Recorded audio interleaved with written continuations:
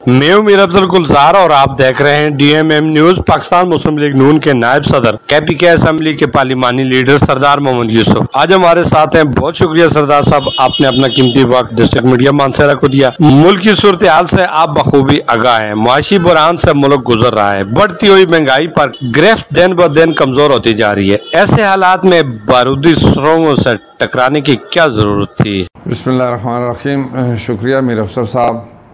جس طرح آپ نے جو سوال کیا ہے اس حوالے سے تو خیر اس وقت پوری دنیا اس پر اپنے جو ایک خیالات کا بھی اظہار کرتی ہے، مختلف رائے ہو سکتی ہیں، لیکن ایک تو پوری دنیا میں مہنگائی بھی ہے، دوسری بات یہ ہے کہ پاکستان میں پچھلے 4 سال سے جس وقت PTI کی حکومت تھی تو مہنگائی پر قابو پانے کے لیے کوئی مؤثر اقدامات نہیں لیے گئے، جس کی وجہ سے انہوں نے جتنے بھی معاہدے کیے وہ بھی آپ کے سامنے ہیں کہ IMF سے جو معاہدے ہوئے، اور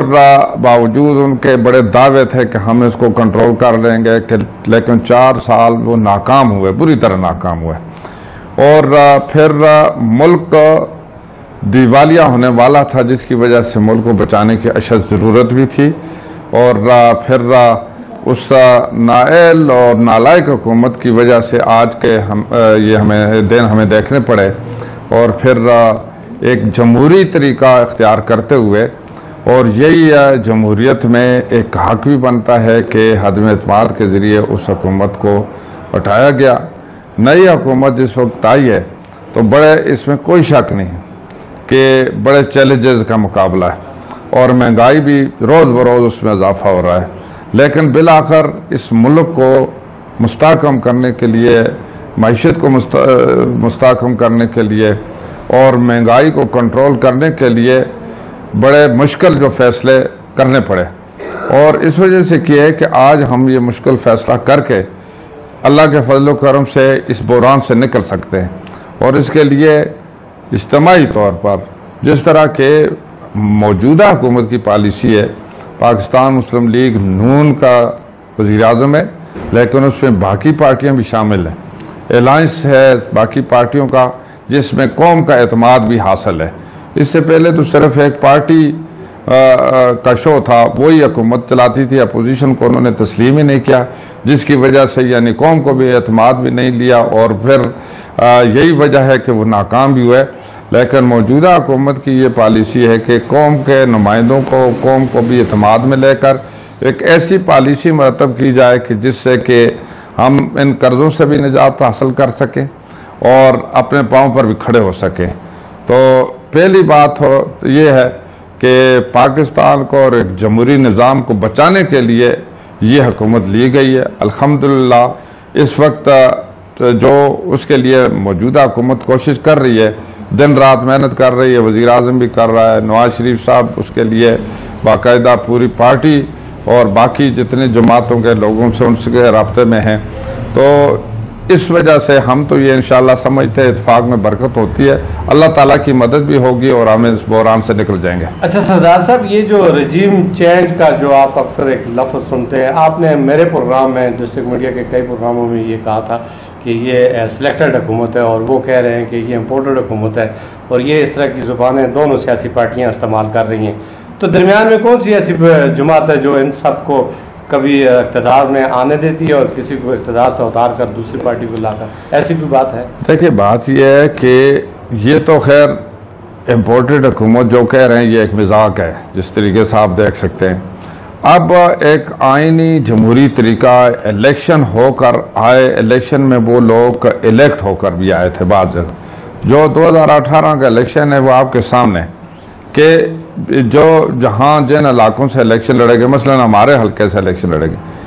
جو PTI کا ممبر بعد میں بنا تو اس کو تو سلیکٹ ہی کیا گیا تھا۔ الیکشن تو ہم جیتے تھے،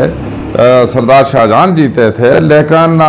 ریزلٹ تبدیل کر کے الیکٹ ہی ہوا۔ پھر سلیکٹڈ حکومت کہا جاتا تھا، اگر الیکٹڈ حکومت ہوتی تو عوام کے رائے سے چلتی۔ PTI اور ان کے لیڈر عمران خان کی پالیسی ایسی رہی ہے کہ وہ باقی جماعتوں کو، باقی عوام کے نمازوں کو کوئی اہمیت ہی نہیں دیتے تھے۔ اپوزیشن کا ایک بہت بڑا رول ہوتا ہے، جو پھر اس کو ہٹانے کا طریقہ جو اختیار کیا ہے وہ ایک جمہوری طریقہ اختیار کیا ہے، اور یہی ہوتا ہے کہ جو بھی اگر حکومت ناکام ہو جائے تو پارلیمنٹ کے ممبران کو یہ حق پہنچتا ہے کہ اس کے خلاف عدم اعتماد لائیں اور ووٹ کے ذریعے اس کو ہٹایا جائے۔ تو چونکہ عوام کے منتخب نمائندے جو ووٹ ہی کا طریقہ اختیار کرتے ہیں، وہ امپورٹڈ حکومت نہیں ہو سکتی، بلکہ وہ صحیح معنی میں جو اگر اس وقت حکومت ہے تو یہی اصل نمائندے تھے جس کو الیکٹڈ حکومت کہا جا سکتا ہے۔ یہاں پاکستانی ہے یا نہیں؟ خط آیا، اس خط کے پیچھے اس خط کی کیا حقیقت ہے؟ کوئی حقیقت نہیں ہے، کوئی اس میں مطلب اس خط کا جو مختلف فورم پر بھی جائزہ لیا گیا، یہ کہتے سازش ہوئی، کس نے سازش کی؟ جو بھی امریکہ کیا مقصد تھا ان کو؟ اگر امپورٹڈ ہوتی تو پھر وہاں سے وہ اپنے نمائندے بھیجتے ہیں نا، جس طرح پچھلی حکومت میں ان کے بہت سارے نمائندے باہر میں جو بیٹھے ہوئے تھے، بلکہ نیشنلٹی تھی ان کے پاس باہر سے، بہت سارے ایسے نام ہیں۔ ایک رول ہے جو پی ڈی ایم بنی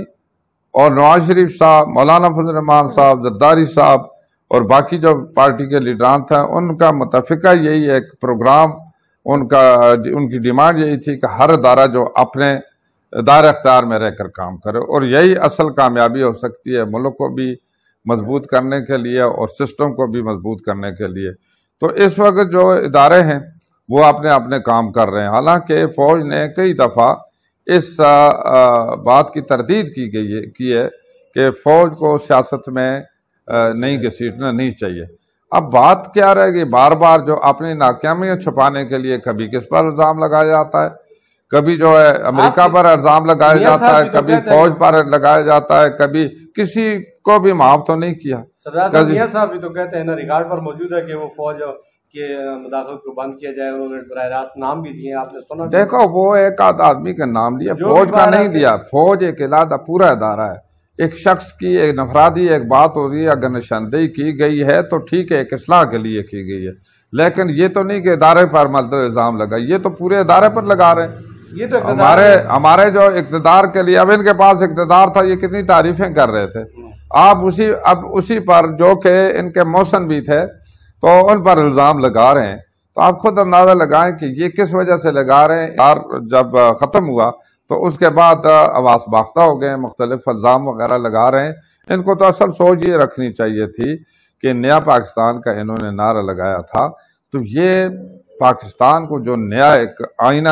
ایک سبز باغ دکھائے گئے لوگوں کو، یہ اس پر کچھ کام کرتے، اس میں بھی ناکام ہوئے، بلکہ کوئی کام 1 کروڑ نوکریوں کو انہوں نے اعلان کیا، 1 کروڑ تو چھوڑو 1 لاکھ بھی کسی کو ملی۔ آگے چلتے ہیں۔ اس ملک کے اندر جو معاشی بحران ہے، جو ڈالر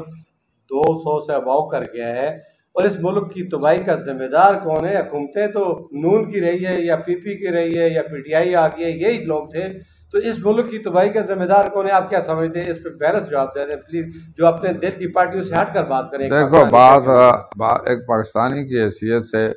میں یہ کہوں گا کہ اس کے تقریباً بہت سارے لوگ سب ذمہ دار ہیں۔ جو بھی اگر اس ملک کو صحیح آئین اور قانون کے مطابق چلنے دیا جاتا تو آج یہ حالات بھی نہ ہوتے اور ایک سسٹم ڈیولپ ہو جاتا۔ سسٹم ہی نہیں چلنے دیا، نہ جمہوریت چلنے دی، نہ پریزیڈنشل سسٹم چلنے دیا، نہ پارلیمانی سسٹم چلنے دیا۔ پارلیمانی سسٹم کو ہم زیادہ اہمیت اس لیے دیتے ہیں کہ پارلیمانی سسٹم میں عوام کی ایک رائے شامل ہوتی ہے، عوام کا ایک رول ہے اس میں، اس کے منتخب نمائندے ہوتے ہیں، لوگ ان پر کھل کر تنقید بھی کرتے ہیں، ان کی حمایت یا مخالفت کرتے ہیں، تو یہ ایک ان کا رول ہوتا ہے۔ اس سے ہٹ کر اب مارشل لائیں لگی رہی، 35 سال مارشل لا لگی رہی۔ مارشل لا کا سسٹم تو کوئی سسٹم نہیں ہوتا،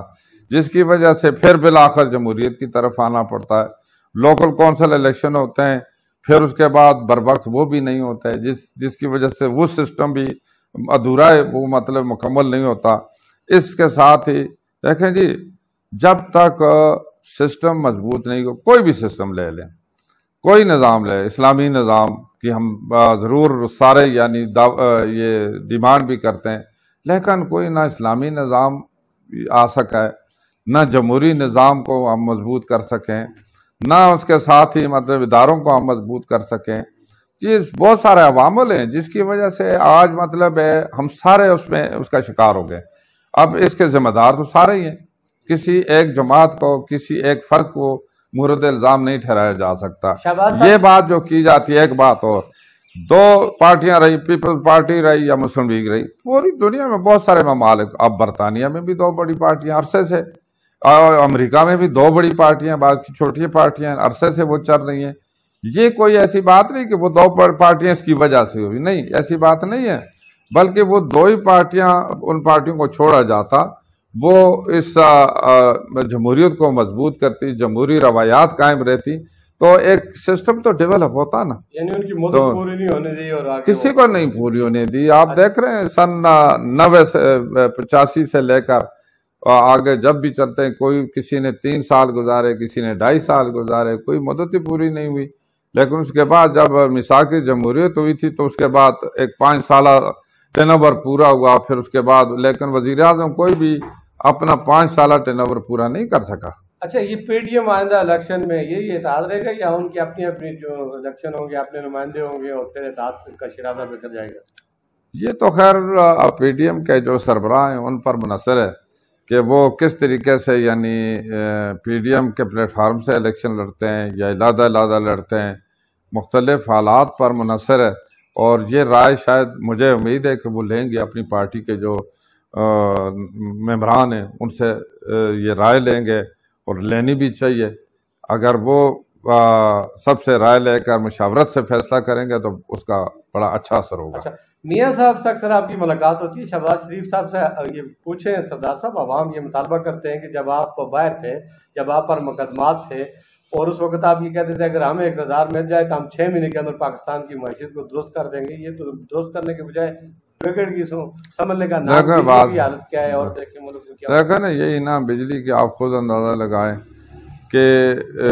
بہت سارے جو اس کے تھے بجلی پچھلے دور میں 11,500 میگا واٹ بجلی میاں صاحب کے دور میں پیدا کی گئی۔